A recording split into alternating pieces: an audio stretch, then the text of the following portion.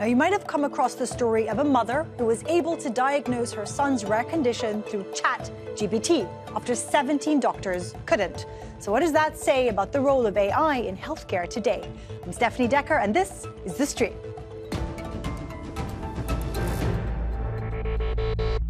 Artificial intelligence is spotting cancer in people years before a doctor may have. Dr. Gupta is a physician AI chatbot that can give you personalized health suggestions. Medical specialties that I think will be replaced by AI. If you can't afford a therapist, you can use AI. It literally changed my life. AI has helped me with ADHD so much. I love ChatGPT therapy. Any kind of replacement of therapy, I think it's extremely dangerous. No algorithm can replace human healing. Now, AI isn't just powering search engines or organizing your life. It's showing up in hospitals, doctors' offices, and even therapy apps. From diagnosing rare diseases to being a lifeline for people struggling with anxiety and depression, artificial intelligence is starting to take on a very human role in healthcare. But with all of this potential comes a long list of questions. Can we trust it? Who's responsible when it gets it wrong? And what does all of this mean for the future of healthcare? Well, on this episode of The Stream, we're going to look at how AI is being used in physical medicine, in mental health, and we're even going to look at how AI could help diagnose your pet. Well, joining us first is Dr. Chintan Dave. He's a dual board-certified internal medicine and critical care physician and educator at the forefront of the AI transformation in healthcare. He also founded Privacy AI, a startup dedicated to solving what he calls the patient-AI value alignment problem. And he's joining us from Barcelona. Let me start by saying that people are sharing medical breakthroughs that AI is bringing, its ability to detect diseases early and to hasten the analysis of blood samples. Listen to this from TikTok.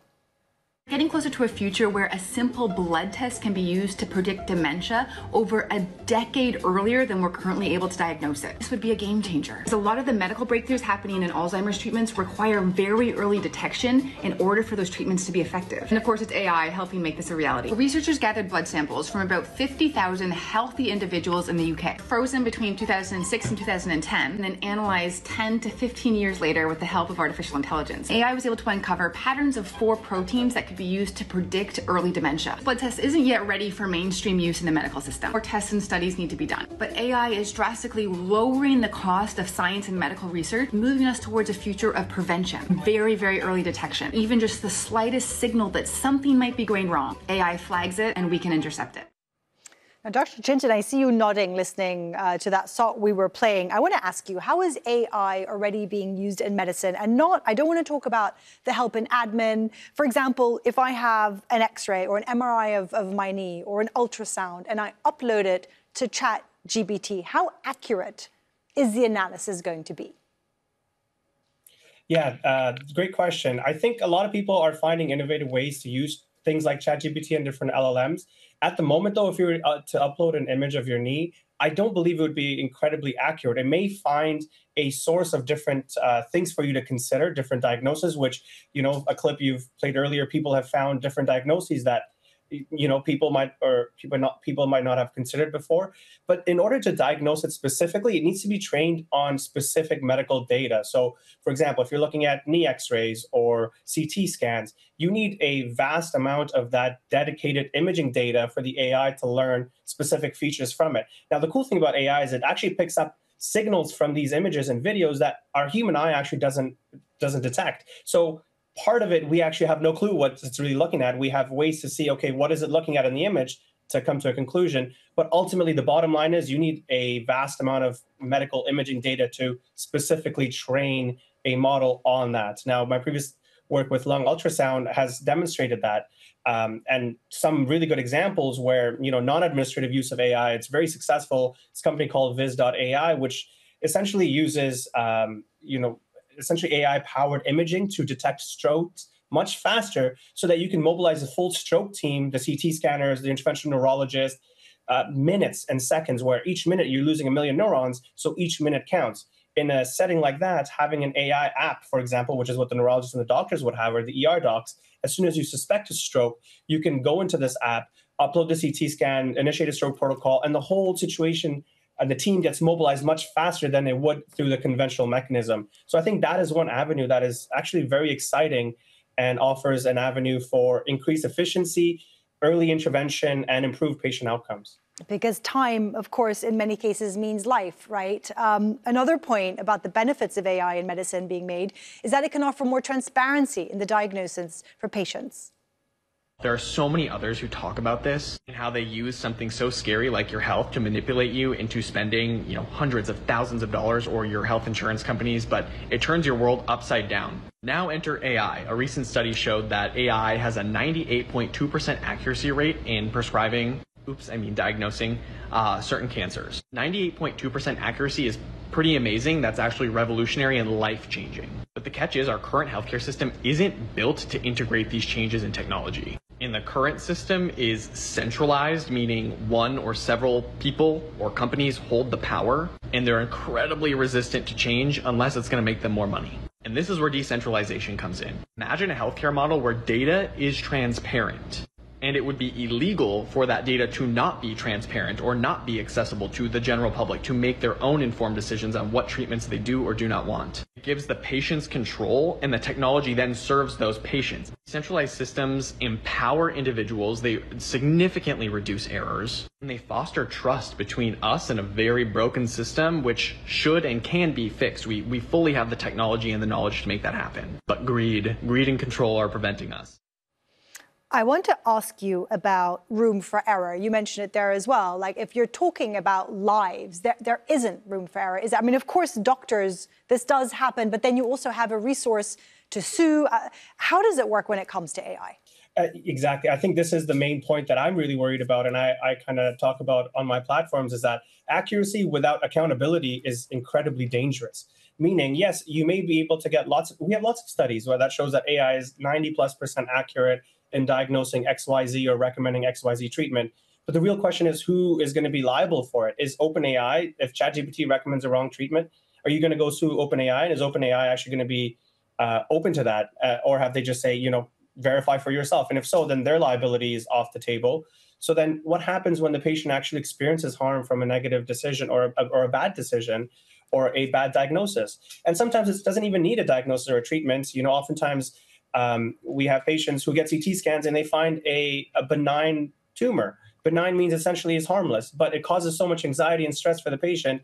And then additional testing, additional costs, that actually is a form of harm as well. So for example, if you were to upload something to ChatGPT and said, oh, consider you might have this diagnosis, then you get 10 extra other tests and 10 other images. I mean, that's additional cost that you're paying without anyone really accountable or responsible for you. And I think that's where there needs to be a marriage between AI and physicians where, yes, we use AI to find maybe new diagnoses that doctors might have missed, new resources or new treatment considerations, and to increasingly be more precise and personalize the medicine towards the patient. I think that's where AI is going to be really helpful. As clinicians, we have a lot of data to sift through, make important decisions regularly. And I think this is where AI is going to be an incredible co-pilot to put all this data. Okay, so just very briefly, let me jump in there. Just very briefly, give me what for you is the most exciting thing about AI in medicine and what is the most dangerous thing, just briefly. Totally. Yeah, most exciting thing, I think, is the ability to personalize and give precise treatment for patients. I think the way medicine's moving, it's becoming increasingly personalized. So imagine you go to the hospital, you have a pneumonia. AI will essentially have a history of your genomic data, will have a history of your medications, personal history. Everything's already going to be taken into consideration when you present with a certain condition. And then we'll take into account what bacteria is more likely, and we'll give a very personalized treatment plan. For example, maybe this antibiotic will be most effective for this patient in this condition. And so that will offload the clinician's workload and cognitive load, but the AI will be able to give more precise and more personalized data. And I think that's what's most exciting to me, because really I see this in ICU that we have a lot of treatments that's the same for a lot of patients, but the more we can personalize it, the better the outcomes will be. So I think that's one thing I'm really excited about. The second thing I'm really cautious about and concerned about is it could increase the disconnect between physicians and patients. And that's really what I argue why a lot of healthcare workers and physicians should get involved in the deployment of AI so that we can ensure that the patient-doctor connection is preserved as we learn to implement AI with accuracy and accountability for the parties involved. All right, Dr. Chintan Dave, thank you so much for joining us today. Joining us next is Dr. Andreas Michaelides. He is a clinical psychologist and health tech expert working at the intersection of behavior change and artificial intelligence. He now works at Google, where he builds AI-powered systems designed to drive real-world behavior change, and he joins us from New York. Now, Dr. Andreas, you said in your pre-interview that there is going to be an explosion of mental health related artificial intelligence to help us as a tool when it comes to anxiety, depression. Break that down for us. What are we to expect? Yeah, I mean, so I think it was the Harvard Business Review talked about AI for mental health treatment as being one of the biggest, most popular pieces of innovation that's going to be developed in 2025. And I think what we can expect to see, and I see it now, I mean, there's a race right now for many companies to develop these models that can deliver actual treatment in a safe and responsible way. I don't think we're nowhere there yet. Using ChatGPT, the base model, or any other LLMs that are not meant to do this can potentially be harmful. But there's a lot of people that are trying to build technology right now that can do this in a responsible and way that actually does good and doesn't cause harm to people. Okay, Dr. Andreas, stay there for a second. In our scene setter, we played a clip where one girl said, "I love ChatGPT therapy."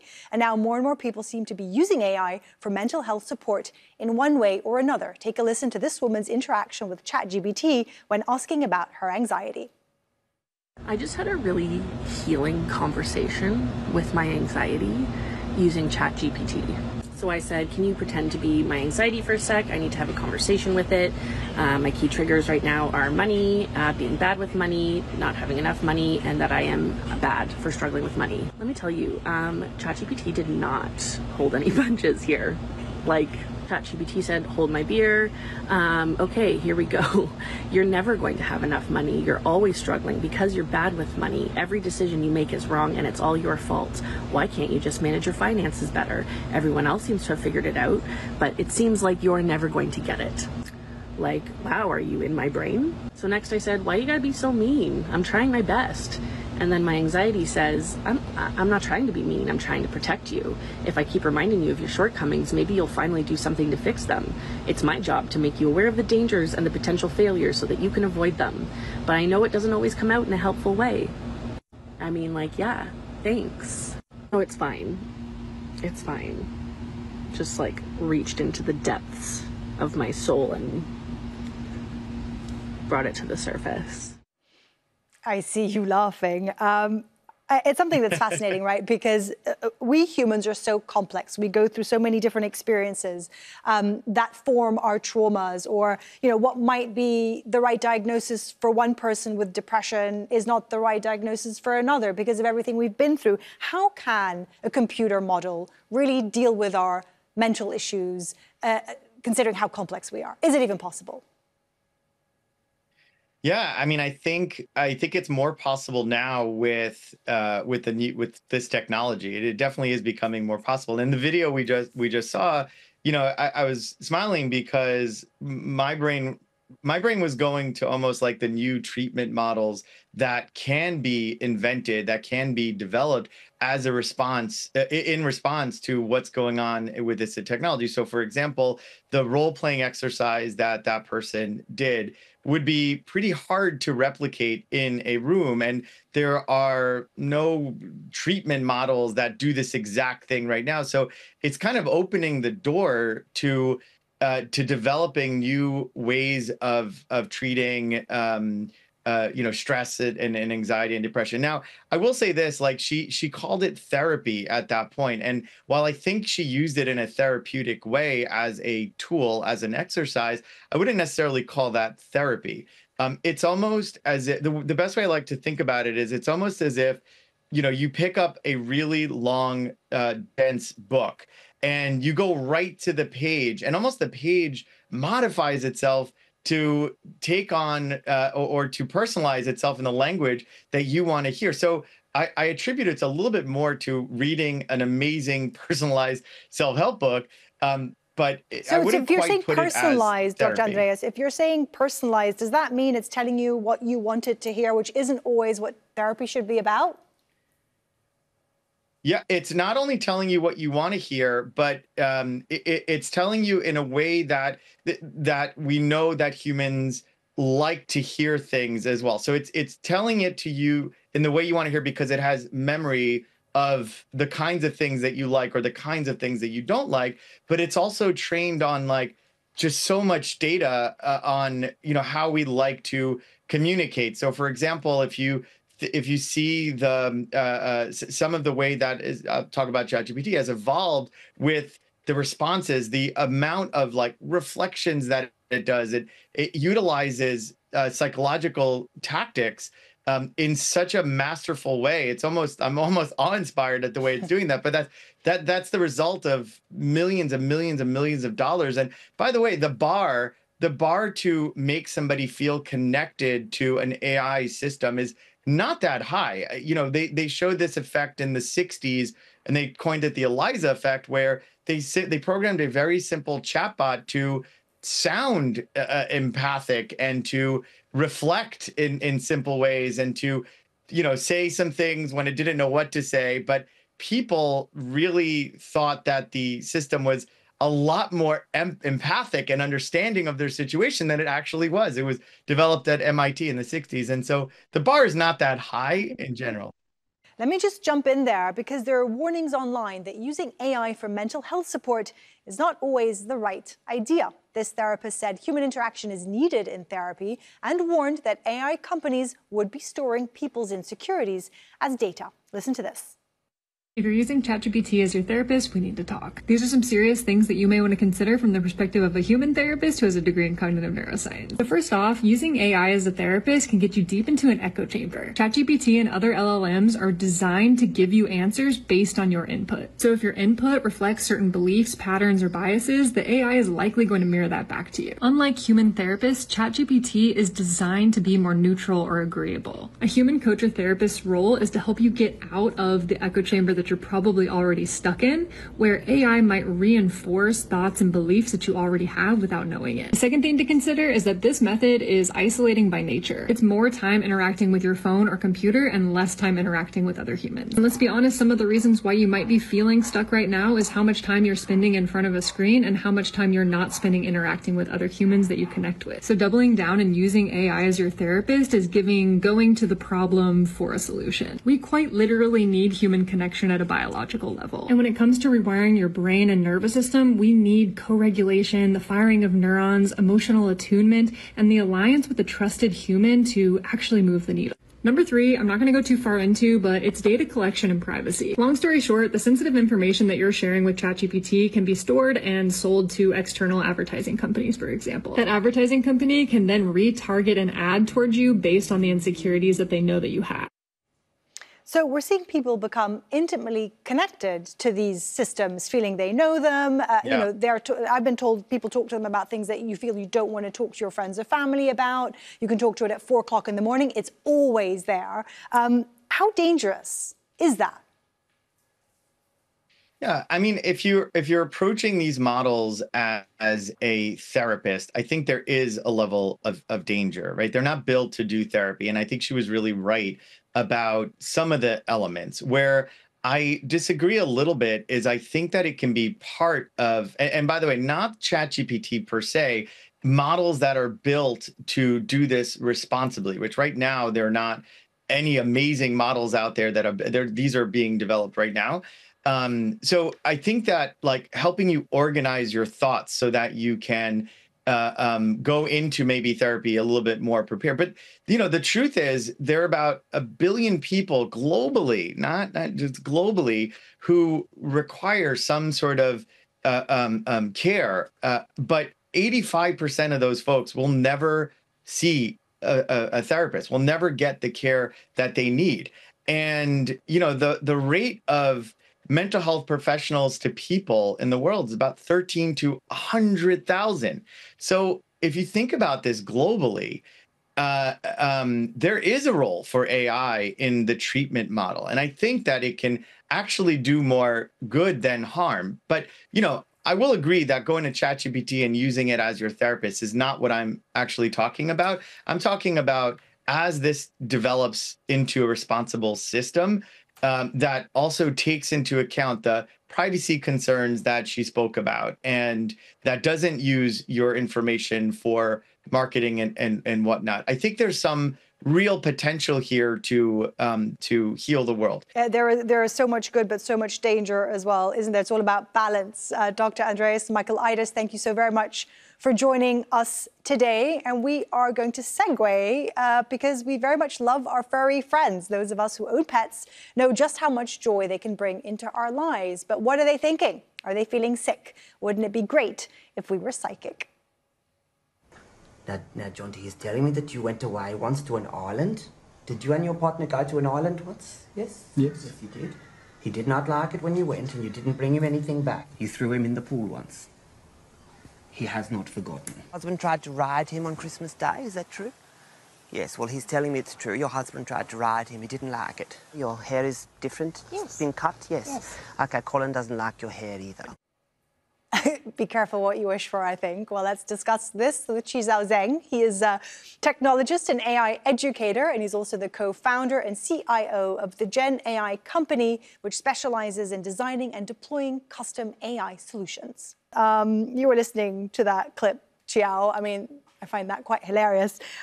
We're never going to get, I mean, maybe we will to that point, but you work in AI. What is possible? People are now talking that we're going to be able to interpret our pets' meows or barks. Is that even possible? Yeah, it's actually increasingly possible to use AI to decode animal communication, whether it's dog, birds, or even dolphin. And we do that by using specific sound and movement to express things like stress, excitement, or hunger. So what AI does is AI looks for patterns in those signals to figure out what they might mean by using two key technologies. One is acoustic analysis, which convert the animal sounds into visual data to detect patterns. And then we use computer vision that analyze the body language and movement of the animal to understand what they're trying to convey to the human. So companies like Baidu are combining both to train models that can recognize these emotional states already. So we're talking about deciphering what they want. We're deciphering how they're feeling. Also revolutionary probably will be, because one thing that animals can't do is tell us how they're feeling when it comes to, physical, when it comes to being sick. Is that also something that we're going to see in the future that we can decipher? Yes, and I think that future is going to come a lot sooner than we think. If you look at a huge amount of data, there is already current database that have those indication of, let's say, dog, for example, right? If flap its ear certain way, or audio sample of if it barks certain way, what that could potentially mean. Are they stressed? Are they hungry? Or are they bored? And if you train an AI model with those data, you'll get really good at understanding exactly what that, let's say, the dog is trying to convey in that moment by understanding the pattern of either the body language or even the pitch of the bark. So just briefly, you're working, you're very much understanding much more than us normal people about how fast and what is possible. How quickly do you see our world revolutionizing as we know it today? Very quickly. So let's just take this animal language translation, for example, right? So today, the smartphone already come with powerful technology like microphone or high quality cameras that we can use to capture those data we need for the AI to analyze the animal language. And those are really all we need right now. So what we do is we, simply point our phone or open our microphone and allow it to capture the data from the animal. And then you send those for the AI to analyze the pattern and use computer vision and acoustic analysis. And then very quickly, we'll be able to get a direct translation or a estimate of what that animal is most likely trying to convey to us. It is fascinating, and it was all moving so very fast. Xiao Zeng, thank you so very much for joining us today. And thank you all for tuning in. If you have a comment about our show, talk to us on social media. This is also your show, and we're always open to your suggestions. Use the hashtag or the handle AJStream, and we will look into it. Thanks for being part of the conversation, and I'll see you soon.